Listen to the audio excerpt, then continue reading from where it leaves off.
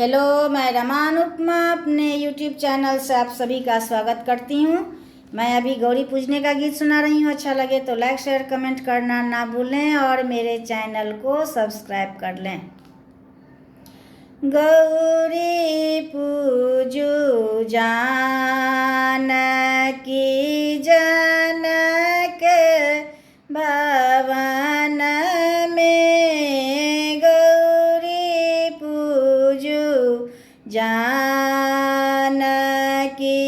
जनक भवन में, जनक भवन में बलम जी के संग में, गौरी पूजू जानकी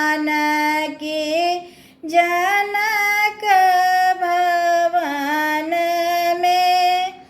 चिरे लाऊ चोली लाऊ झारी लाऊ छन में, चिरे लाऊ चोली लाऊ झारी लाऊ छन में, गौरी पूजू जानकी जनक भवन में, जनक भवन में बलम जी के संग में, गौरी पूजू जानकी जनक भवन में।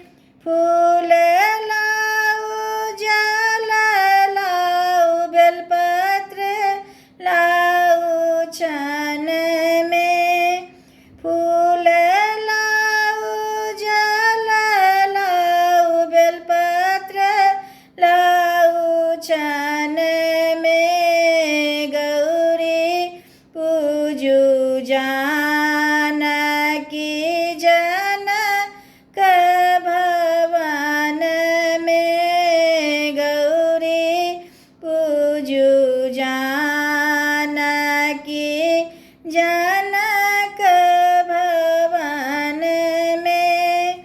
धूप लाऊ दीप लाऊ नैवेद्य लाऊ छन में, गौरी पूजू जानकी जनक भवन में, जनक भवन में बलम जी के संग में, गौरी पूजू जानकी जनक भवन में।